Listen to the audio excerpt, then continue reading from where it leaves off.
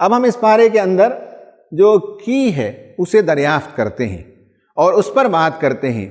آج ہماری گفتگو کا اصل موضوع ہے کلچر اسپیسیفک کمانڈز کو سمجھنا ہے، یعنی قرآن مجید میں جو آیتیں آئی ہیں ان آیتوں میں ہم یہ سمجھنے کے لائق ہو جائیں، ہم اپنے اندر اتنی استعداد پیدا کریں کہ ہم اسے ڈسٹنگوش کر سکیں کہ قرآن کی بعض آیتیں یونیورسل ہیں، اٹل ہیں، آفاقی ہیں، اور بعض آیتیں وہ ہیں کلچر اور کانٹیکسٹ اسپیسیفک کمانڈ ہیں۔ مکہ میں تھے تو مکے کے حالات سے بعض آیتیں نازل ہوئیں، مدینے میں تھے تو ان حالات کی مناسبت سے بعض تعلیمات آئیں۔ سوال یہ ہے کہ کیا مکہ اور مدینہ کے لوگوں کو ایڈریس کر کے جو باتیں کی گئیں وہ آج ہمارے لیے لائق اعتنا، قابل اتباع ہیں کہ نہیں؟ اس پر ہم بات کریں گے، لیکن پہلے تو ڈسٹنگوش کرنے کی صلاحیت ہو کہ کون سی باتیں یونیورسل ہیں اور کون سی باتیں کلچر اسپیسیفک ہیں۔ پھر کلچر اسپیسیفک کو آپ اگر سمجھ لیں کہ پرٹیکولر تہذیب اور پرٹیکولر زمانہ اور پرٹیکولر مقام اور پرٹیکولر باشندوں کو ایڈریس کرتے ہوئے یہ بات کہی گئی، پہلے ہم اس کو سمجھ لیں تو اسی پس منظر میں ہم باتوں کو سمجھیں گے، پھر اس کے بعد اسے وہاں سے نکال کر آج کے زمانے میں ہم اپلائی کریں گے۔ اس چارٹ میں ہم نے بتایا کہ اللہ تبارک و تعالیٰ نے کتاب کو جو نازل کیا اس کا ایک سورس بک ہے ام الکتاب، اور ہم یہ لیکچر نمبر 3 میں دیکھ چکے ہیں، ہن ام الکتاب۔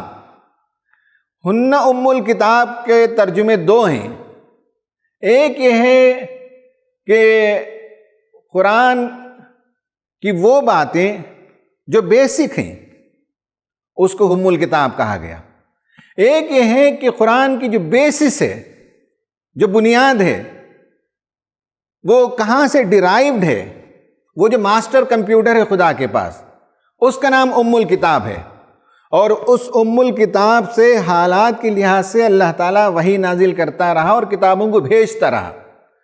تو یہ جو ماسٹر کمپیوٹر ہے جسے ام الکتاب کہا جاتا ہے، ان میں یونیورسل پرنسپلز ہیں اور پرنسپلز آف سوشل جسٹس، 2 چیزیں ہوتی ہیں۔ قرآن میں بھی یہ دونوں چیزیں آپ پائیں گے، جو یونیورسل پرنسپلز ہیں اور جو دوسری جو چیزیں ہیں وہ پرنسپلز آف سوشل جسٹس، یہ دونوں مل کر ریویل بکس، ریویلیشن جو وحی آئی ہے اس میں یہ دونوں چیزیں شامل ہیں۔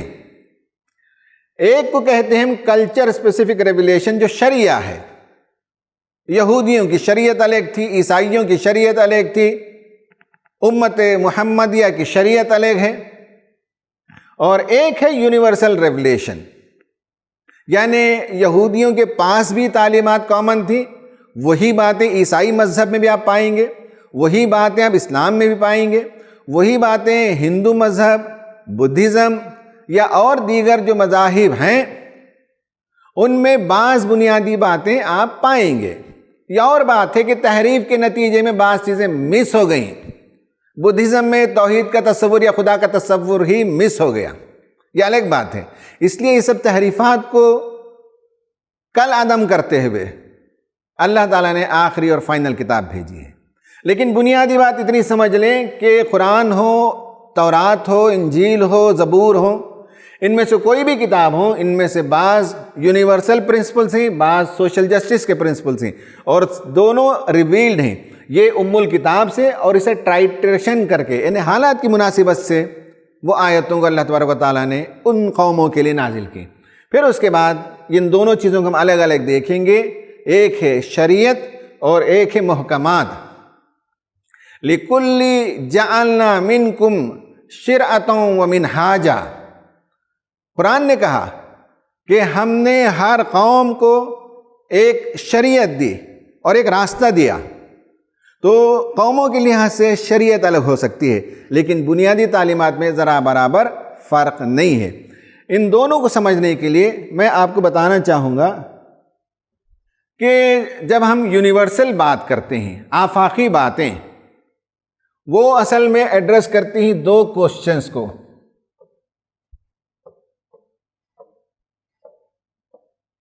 یہ ہے یونیورسل. کوئی بھی چیز واٹ اینڈ وائی. اب مثال کے طور پر نماز لے لیں آپ، تو نماز یہودیوں کے پاس بھی، عیسائیوں کے پاس بھی اور دیگر مذاہب کے ماننے والوں کے پاس بھی عبادت کے کچھ طور طریقے ہیں. تو وہ عبادت کیا ہے؟ وہ نماز ہے. وائی اقم الصلاۃ لذکری، میری یاد کے لیے نماز قائم کریں. ہو سکتا ہے تورات میں کوئی اور وجہ بیان کی گئی ہوگی عبادت کے لیے، ہو سکتا ہے کہ انجیل میں کوئی اور وجہ بیان کی گئی ہوگی، ہو سکتا ہے کہ ہندو تہذیب کی کتابوں میں کوئی اور وجہ بیان کی گئی ہوگی. تو واٹ اینڈ وائی کا جواب یونیورسل ہے. وین اینڈ ہاؤ کی جب بات آتی ہے تو یہ کلچر اسپیسیفک ہے، یہ شریعت ہے. نماز پڑھنا صحیح ہے، کب پڑھنا چاہیے؟ ہو سکتا ہے کہ تورات میں یا بنی اسرائیل کی شریعت میں ان کے اوقات الگ رہے ہوں، عیسائیوں کی شریعت میں ان کے اوقات الگ رہے ہوں، اسلامی شریعت میں ان کے اوقات الگ ہیں. خدا کی عبادت کرنے کے لیے دیگر مذاہب میں ان کے ہاں اوقات الگ ہیں. اور ہاؤ میں بھی فرق ہو سکتا ہے. اسلام میں آپ دیکھتے ہیں کہ نماز کی مکمل حیت ہے، اور ایک بڑے دانشور نے مجھے بتایا، انہوں نے اس پر کام کیا، ریسرچ کیا اور دیکھا کہ دنیا کے مختلف مذاہب میں عبادتیں کیسی ہوتی ہیں. اس کی بنیاد پر انہوں نے بتایا کہ کچھ چیزیں یہودی مذہب میں ہی کچھ چیزیں مس ہو گئیں، کچھ چیزیں باقی ہیں عیسائی مذہب میں، کچھ چیزیں مس ہو گئیں. ہندو میں عبادت کے طریقوں میں کچھ باتیں باقی رہ گئیں، کچھ باتیں مس ہو گئیں، اور اسلام میں ساری باتیں یکجا ہیں. قیام کرنا یہ اسلام میں ہے، اور یہودی بھی کھڑے ہو کر تورات کو پڑھتے ہیں. پھر رکوع اور سجدہ ہے. سجدے میں ہندو قوم کے لوگ بھی جب عبادت کرتے ہیں تو سجدے میں جاتے ہیں، دیگر مذاہب کے لوگ بھی سجدے میں جاتے ہیں. سجدے سے اٹھنے کا جو پوسچر ہے وہ عیسائیوں کے پاس باقی رہ گیا.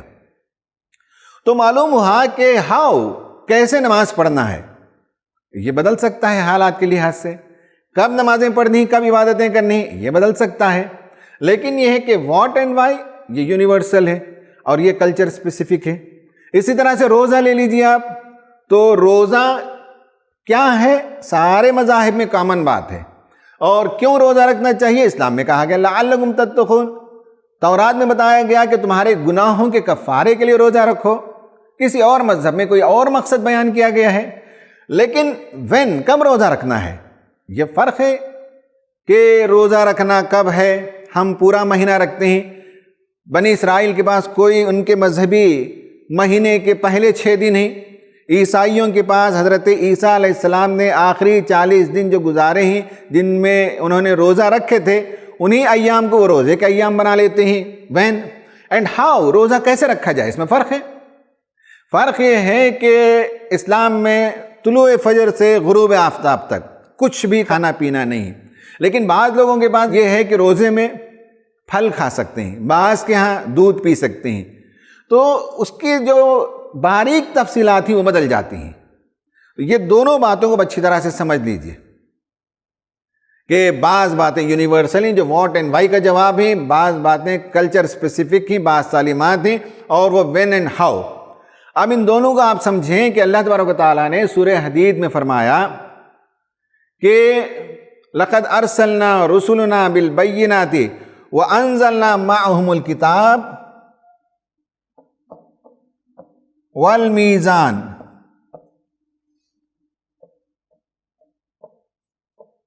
دو الگ الگ باتیں بیان کی گئی. یہ جو ہے یونیورسل پرنسپلس ہیں. میزان جو ہے یہ کلچر اسپیسیفک ہی، اور کلچر اسپیسیفک میں سوشل جسٹس کا، مورل پرنسپلس کا قیام پیش نظر ہے. لِيَقُومَ النَّاسُ بِالْقِسْطِ، تاکہ دنیا میں عدل و قسط قائم ہو جائے.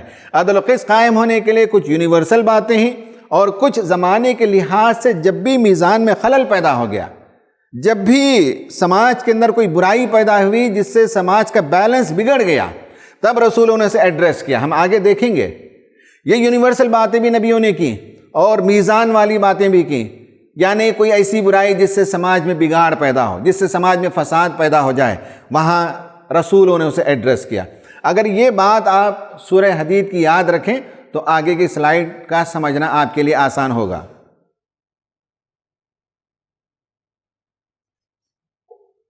خواتین و حضرات، میں بتا رہا تھا کہ وہ جو آیتیں جو کلچر سے متعلق ہیں، قرآن میں مدینہ اور مکہ کے کلچر سے متعلق ہیں، اس کا یہ مطلب نہیں کہ وہ آیتیں اب ہمارے لیے کام کی نہیں ہیں، اس کا یہ مطلب نہیں ہے کہ ہم اس سے استفادہ نہیں کریں گے۔ پھر اسے اوپر لے جائیں تو معلوم ہے کہ ان آیتوں کے پیش نظر سوشل جسٹس ہے اور مورل پرنسپلز کو اپہیل کرنا ہے، پھر اسے واپس لائیے، اسے یونیورسلائز کیجئے۔ یونیورسلائز کریں گے تو آج کے زمانے کے لحاظ سے آپ اسے امپلیمنٹ کر سکیں گے۔ قرآن نے کہا وَأَعِدُّ لَهُم مَّا اسْتَطَعْتُم مِّن قُوَّةٍ وَمِن رِّبَاطِ الْخَيْلِ، مدینہ اسٹیٹ سے کہا گیا کہ اپنی استطاعت بھر قوت کو جمع کر رکھو اور گھوڑوں کو تیار رکھو۔ اب گھوڑوں کا زمانہ نہیں ہے تو سوشل جسٹس کے قیام کے لیے، ڈیٹرنس کے لیے ملٹری مائٹ جو چاہیے وہ رکھنا کسی بھی ملک کے لیے اور خاص کر اسلامی ممالک کے لیے ضروری ہے، تو اسے آپ یونیورسلائز کریں گے اور آج کے پریزنٹ ڈے سچویشن میں یا ڈیفرنٹ کلچر میں اسے اپلائی کر سکتے ہیں۔ ایسی بہت سی آیتیں ہیں جو اس کلچر کے لیے تھیں، اسے نکال کر آپ سوشل جسٹس کا پرنسپل فائنڈ آؤٹ کیجئے، پھر اسے یونیورسلائز کیجئے، پھر اسے لے آئیے آج کے زمانے میں۔ اب آتے ہیں، یہ ایک سرسری نگاہ میں ڈال لیجئے کہ اللہ تبارک و تعالیٰ نے تورات کے لیے بھی، انجیل کے لیے بھی، زبور کے لیے بھی نور کا لفظ بھی استعمال کیا، ہدایت کا لفظ بھی استعمال کیا، یعنی سب کا سورس ایک ہے جو ماسٹر کمپیوٹر ہے، اور اس میں سے الگ الگ کتابیں آئیں اپنے وقت کے لحاظ سے، لیکن سب نور اور سب ہدایت کی کتابیں تھیں۔ یہ اس کی تفصیلات تھیں۔ اب ہم آتے ہیں اس سورت کے اندر، یعنی سورہ شعراء کے اندر اس پرنسپل کو آپ سمجھ سکتے ہیں۔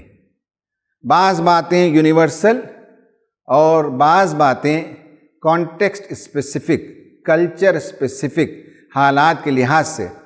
اس پر ہم بات کرنے سے پہلے محترم سید سعادت اللہ حسینی صاحب، امیر جماعت اسلامی ہند، جو ایک مفکر، ایک دانشور، ایک زبردست صاحب قلم اور کئی کتابوں کے مصنف ہیں، ان سے پوچھتے ہیں کہ سورۃ الشعراء میں انبیاء کی دعوت کے حوالے سے ہمیں معلوم کرنا چاہیں گے کہ کیا سب انبیاء اور رسولوں کی دعوت یکساں تھی، ایک تھی، یا ان میں کچھ باتیں مختلف بھی تھیں؟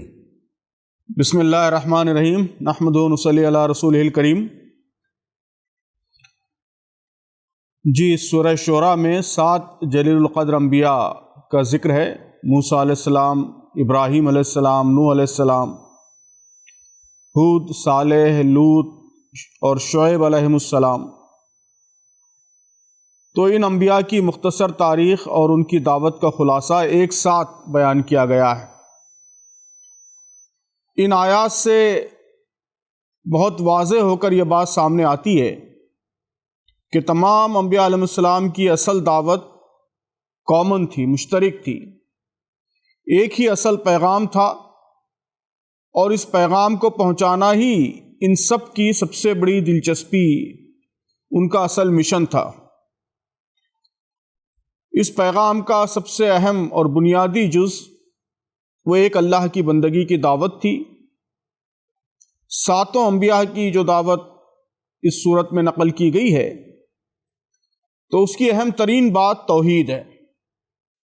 فَاتَّقُوا اللَّهَ وَأَطِیعُونِ، یہ آیت بار بار ریپیٹ ہوئی ہے، اللہ سے ڈرو اور میری اطاعت کرو، یعنی توحید کی دعوت اور رسالت کی دعوت۔ اس کے ساتھ تمام انبیاء نے آخرت کی طرف توجہ دلائی، خدا کے قہر سے، عذاب سے ڈرایا۔ یہ بھی مشترک نقطہ ان آیتوں میں نظر آتا ہے۔ اس طرح توحید، رسالت، آخرت کی دعوت، یعنی اسلام کے بنیادی عقائد کی دعوت، یہ مشترک دعوت تھی۔ آپ دیکھیے کہ اس صورت میں جن 7 انبیاء کا ذکر کیا گیا ہے، ان کے حالات الگ الگ تھے۔ سیدنا موسیٰ علیہ السلام کے سامنے ایک بڑا مسئلہ اپنی قوم بنی اسرائیل کا مسئلہ تھا، جس کو فرعون نے شدید ظلم کا شکار بنا رکھا تھا۔ حضرت لوط علیہ السلام کے سامنے ایک بڑا اخلاقی مسئلہ درپیش تھا۔ شعیب علیہ السلام کے سامنے اکنامک کرپشن کا مسئلہ درپیش تھا۔ تو ان پیغمبروں نے ان مسائل کو بھی ٹچ کیا، لیکن دعوت کا جو بنیادی کنٹینٹ ہے، یعنی یہ خدا کی بندگی کی دعوت، یہ کامن تھی، یہ مشترک تھی۔ اپنے اپنے مخصوص حالات کے باوجود ہر نبی نے لوگوں کو خدا کی طرف بلایا۔ اس سے معلوم ہوتا ہے کہ انبیائی طریقہ یہ ہے کہ سب سے زیادہ اہمیت اپنی اصولی دعوت کو دی جائے، ہمارا سب سے اہم ڈسکورس یہی ہو، حالات کیسے بھی ہوں ہماری سب سے بڑی دلچسپی یہی ہو۔ ان 7 انبیاء کی سرگزشت میں کچھ اور دلچسپ باتیں بھی معلوم ہوتی ہیں۔ قرآن نے ان انبیاء کے لیے لفظ استعمال کیا ہے اپنی قوم کے بھائی کا، اذ قال لهم اخوهم نوح الا تتقون، یا اذ قال لهم اخوهم ہود الا تتقون۔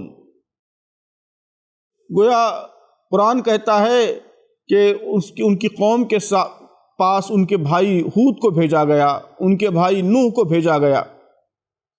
پھر سبھی انبیاء نے کہا کہ ہم ایک امانت دار رسول ہیں، انی لکم رسول امین، اور سب نے کہا کہ ہم کسی دنیاوی اجر کی تمنا نہیں رکھتے، ہمارا کوئی مٹیریل انٹرسٹ نہیں ہے، کسی بھی قسم کے دنیاوی مفاد سے ہم بالاتر ہیں۔ وما اسألکم علیہ من اجر ان اجری الا علی رب العالمین۔ یہ آیت اس صورت میں بار بار ریپیٹ ہوئی ہے۔ گویا یہ انبیاء کی پہچان اور ان کی آئیڈینٹی کی بہت ہی اہم خصوصیت تھی کہ وہ ہر طرح کے دنیاوی مفاد سے بالاتر تھے۔ پھر انہوں نے کہا کہ میرا اپنا کوئی انٹرسٹ نہیں ہے، مجھے ڈر تم لوگوں کے بارے میں، انی اخاف علیکم عذاب یوم عظیم۔ تو ان باتوں سے معلوم ہوتا ہے کہ انبیاء کی سنت یہ ہے کہ ہم اپنی قوم سے برادری کا، اخوت کا رشتہ بنائیں۔ ہماری پہچان، ہماری آئیڈینٹی ایک ایسے اصول پسند اور امانت دار انسان کی ہو جس کے سامنے کوئی مٹیریل انٹرسٹ نہیں ہے، کوئی دنیاوی مفاد نہیں ہے، بلکہ اصلاً وہ اپنی قوم کے مفاد میں، ان کے انٹرسٹ میں، ان کی بھلائی کے لیے ان کو سیدھے راستے کی طرف بلا رہا ہے۔ اس بنیادی اور اصولی دعوت کے ساتھ انبیاء نے اپنے مدعو سماج کی اہم اخلاقی برائیوں کو بھی اپنی دعوت کا موضوع بنایا۔ چنانچہ یہاں ان 7 انبیاء کی باتوں میں فرق واقع ہو جاتا ہے کہ ہر نبی نے اپنے حالات کے لحاظ سے اپنے زمانے کے اور اپنی قوم کے لوگوں کے اخلاقی مسائل بھی اٹھائے۔ چنانچہ ہود علیہ السلام نے اونچی عمارتوں کے شوق پر تنقید کی، وَتَتَّخِذُونَ مَصَانِعَ لَعَلَّكُمْ تَخْلُدُونَ، کہ تم اس طرح اونچی اونچی عمارتیں بنا رہے ہو جیسے تم ہمیشہ اس میں رہو گے۔ لوط علیہ السلام نے اپنی قوم کی جنسی بے راہ روی کو تنقید کا نشانہ بنایا۔ شعیب علیہ السلام نے معاشی بدعنوانی کو اور تجارت میں کرپشن کو موضوع بنایا۔ موسیٰ علیہ السلام نے بنی اسرائیل پر مظالم کے خلاف آواز بلند کی۔ اس طرح خلاصہ یہ ہے کہ اس صورت میں متعدد انبیاء کا جو اسوہ سامنے آتا ہے، اس سے یہی معلوم ہوتا ہے کہ ہمارا اصل کام دین حق کی دعوت ہے۔ یہ کام ہر طرح کے حالات میں کرنا ہے، یہی ہماری سب سے بڑی دلچسپی بننا ہے، اور اس کے لیے ہمارا اپنی قوم سے اخوت کا رشتہ قائم ہونا ہے۔ یہ آئیڈینٹی بننا ہے کہ ہم کسی مفاد کی خاطر نہیں بلکہ محض ان کی بھلائی کی خاطر کام کر رہے ہیں، اور اس بنیادی دعوت کے ساتھ ساتھ اپنے سماج کی برائیوں کو بھی ہدف بنانا ہے اور ان برائیوں کو ختم کرنے کی بھی کوشش کرنی ہے۔ خواتین حضرات، آپ نے امیر جماعت سے سنا کہ بعض باتیں تمام رسولوں میں کامن رہی ہیں اور بعض باتیں کلچر اسپیسیفک، ان کے زمانے کی ضرورت اور ان کے زمانے کے حالات کے لحاظ سے نازل ہوئیں۔ اب اس میں جو یونیورسل بات ہے اسے میں نے ABCD بنا دیا۔ قال یا قوم اعبدوا اللہ ما لکم من الہ غیرہ، یہ ریپیٹڈلی بات آئی ہے سورہ ہود میں۔ پھر آپ دیکھیے کہ ایک آیت یہ آئی ہے، اس میں کہا گیا اذ قال لهم اخوهم نوح الا تتقون انی لکم رسول امین فاتقوا اللہ واطیعون وما اسألکم علیہ من اجر ان اجری الا علی رب العالمین۔ یہ کامن ہے، صرف یہاں نوح نکال کر دیگر رسولوں کے نام آپ پیسٹ کر سکتے ہیں۔ اور حضرت ابراہیم کی جو دعوت ہے اس میں تھوڑا سا چینج ہے، قال افرأیتم ما کنتم تعبدون تم جن کی عبادت کرتے ہو کیا کبھی تم نے غور کیا ان پر؟ اور حضرت موسیٰ علیہ السلام کی دعوت میں قال ربکم ورب آبائکم الاولین، میں جس رب کی طرف دعوت دیتا ہوں وہ تمہارا بھی رب ہے، تمہارے باپ دادا کے بھی رب ہے، انا رسول رب العالمین، ہم دونوں موسیٰ اور ہارون رب کے رسول بن کر تمہارے پاس آئے ہیں۔ اس سلائیڈ کو یاد رکھ لیجئے، اب اس سلائیڈ کو سمجھنا آپ کے لیے آسان ہو جائے گا۔ دیکھیں حضرت نوح علیہ السلام کا، حضرت ہود علیہ السلام کا، حضرت صالح علیہ السلام کا، حضرت لوط علیہ السلام کا، اس سلائیڈ میں اگلے سلائیڈ میں اور رسولوں کا ذکر آتا ہے۔ ام الکتاب سے جو بات آئی ہے یہ اینڈ بی، میں نے پیچھے بتا دیا کہ اللہ تعالیٰ کی دعوت اور میں تمہارے لیے رسول امین ہوں، میری اتباع کرو، اللہ کے علاوہ کسی کی عبادت نہ کرو، تقوی اختیار کرو، یہ اینڈ بی، یہ اینڈ بی، یہ اینڈ بی، یہ اینڈ بی، یہ دعوت کامن ہے۔ البتہ کانٹمپرری ایشو دیکھیے، ان کے زمانے میں کاسٹ سسٹم تھا۔ حضرت نوح علیہ السلام کے زمانے میں قالوا انؤمن لک واتبعک الارذلون، کیا ہم تمہارے ساتھ جو سماج کے گرے پڑے لوگ ہیں ان کی طرح ایمان لے آئیں؟ یہ کاسٹ سسٹم ان کے پاس موجود تھا۔ اور میزان کیا تھا؟ میزان یہ ہے کہ سماج میں کاسٹ سسٹم کے نتیجے میں توازن بگڑ جاتا ہے، انسانوں میں سے بعض کو آپ اشرف، بعض کو آپ ارذل سمجھنے لگتے ہیں، تو انسانوں کے درمیان جو مساوات ہے اس کا توازن ختم ہو جاتا ہے۔ وَمَا أَنَا بِطَارِدِ الْمُؤْمِنِينَ، میں تو مومنوں کو بھگانے والا نہیں ہوں، میں اپنے سے دور کرنے والا نہیں ہوں، اس سے سماج کا توازن بگڑے گا۔ میرے نزدیک ہر انسان محترم ہے، اور جو ایمان لے آئے وہ میرے لیے زیادہ عزیز ہے۔ ریسپانس دیکھیے انہوں نے کیا کہا، انہوں نے کہا اِنَّا لَنَرَاكَ فِي ضَلَالٍ مُبِينٍ، اے نوح ہم تجھے صریح گمراہی میں پاتے ہیں۔ یہ آپ دیکھ لیجئے کہ ام الکتاب سے کون سی بات ہے، سوشل جسٹس کے حوالے سے کون سی بات ہے، اور جسٹس کا کون سا پرابلم ہے، کہاں جسٹس متاثر ہو رہی ہے، کہاں میزان میں خلل پڑ رہا ہے، وہ بھی میں نے بتا دیا۔ اس قوم کا ریسپانس کیا ہے اور کیا ورسز یہاں بتا دیے گئے۔ اسی طرح سے حضرت ہود علیہ السلام کا آپ دیکھیے کہ جو ام الکتاب سے یونیورسل باتیں، آفاقی باتیں کامن ہیں، لیکن جو کنٹمپرری ایشو تھا یا اس سماج کے لیے جو باتیں آئیں وہ یہ ہے کہ ابینڈنس آف ویلتھ، دولت کی فراوانی تھی ان کے پاس، اس کے نتیجے میں معاشرے کے اندر بگاڑ پیدا ہوتا ہے، اس کا میزان ختم ہوتا ہے، میزان بگڑنے لگتا ہے، کچھ لوگ دولت مند ہو جائیں، کچھ لوگ نانے شبینہ کے لیے ترستے رہ جائیں، اس سے سماج کے اندر بہت سی اخلاقی برائیاں پیدا ہوتی ہیں۔ تو کہا کہ اتونون بکل ریء آیۃ تعبثون، اب بس تم بڑی بڑی عمارتیں بنا ڈالتے ہو۔ یہ ان کا کنٹمپرری ایشو تھا۔ میزان کیا تھا؟ میزان یہ وَإِذَا بَطَشْتُمْ بَطَشْتُمْ جَبَّارِينَ، تمہارا رویہ ہے کہ اپنے لیے تو ساری دولت سمیٹنا چاہتے ہو اور غریبوں کے لیے، سماج کے دیگر طبقات کے لیے کچھ چھوڑنا نہیں چاہتے تھے، جبار بن کر ان پر مسلط ہوتے تھے۔ یہ اکنامک ڈسپیرٹی سے سماج کا میزان ختم ہو جاتا ہے۔ ریسپانس کیا تھا؟ اِنَّا لَنَرَاكَ فِي سَفَاهَةٍ، ہم تجھے بے وقوف سمجھتے ہیں، ہم تجھے نادان سمجھتے ہیں، نعوذ باللہ۔ یہ ورسز ہیں، آیتیں ہیں۔ اسی طرح حضرت صالح علیہ السلام، ان کے زمانے کی جو یونیورسل باتیں ہیں وہ یہ اینڈ بی کامن ہیں، لیکن جو کانٹیکسٹ اسپیسیفک یا جو سوسائٹی اسپیسیفک یا توازن جو بگڑ رہا تھا وہ فالٹی لیڈرز کا تھا۔ ان کے ہاں ایسے لیڈرز پیدا ہو گئے تھے جو پورے سماج کو گمراہ کر رہے تھے۔ کہا کہ وَلَا تُطِيعُوا أَمْرَ الْمُسْرِفِينَ، یہ حد سے گزر جانے والے لیڈروں کی اتباع نہ کرو۔ حضرت صالح کی دعوت کا حصہ ہے، یہ دعوت کامن ہے، یہ دعوت اپنے وقت کے لیے ہے۔ اور کہا یہ جو میزان جو بگڑ رہا تھا، الذین یفسدون فی الارض ولا یصلحون، یہ وہ لوگ ہیں جو زمین میں فساد برپا کرتے ہیں اور اصلاح نہیں چاہتے یہ لوگ۔ یہ کانٹیکسٹ اسپیسیفک ہے۔ اور اس کے بعد انہوں نے کہا قالوا انما انت من المسحرین، ہم تجھے سحر زدہ آدمی سمجھتے ہیں۔ یہ وہ آیتیں ہیں۔ حضرت لوط علیہ السلام کی دعوت کا جو کامن حصہ ہے وہ یونیورسل۔ اس کے بعد ان کے زمانے کا جو ایشو تھا وہ ہوموسیکسویلٹی کا تھا۔ اور دیکھیے اتاتون الذکران من العالمین، کیا تم لڑکوں سے، مردوں سے اپنی خواہش پوری کرو گے؟ ایسے لوگ تو دنیا میں اس سے پہلے نہیں پائے جاتے تھے۔ اور عدل کہاں بگڑتا تھا، توازن کہاں بگڑتا تھا سماج کا؟ بل انتم قوم عادون، تم حد سے پار کر جانے والے لوگ ہو۔ سماج جب حد پر رہے تب سماج کا توازن باقی رہتا ہے۔ سماج میں اگر یہ برائی عام ہو جائے تو پھر اس کے بعد نسل انسانی کا سلسلہ ختم ہو جائے گا۔ میزان، کتاب اور میزان۔ انہوں نے کہا یا لوط لتکونن من المخرجین، لوط ہم تجھے شہر سے باہر نکال دیں گے اگر تو اپنی باتوں سے باز نہیں آیا۔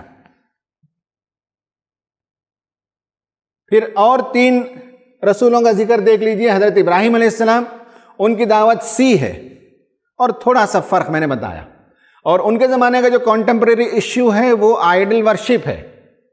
فَإِنَّهُمْ عَدُوٌّ لِّي إِلَّا رَبَّ الْعَالَمِينَ، میں رب العالمین کے علاوہ سب سے میں دشمنی کرتا ہوں، سب سے میں بیزارگی کا اظہار کرتا ہوں۔ یہ کانٹیکسٹ اسپیسیفک ہے۔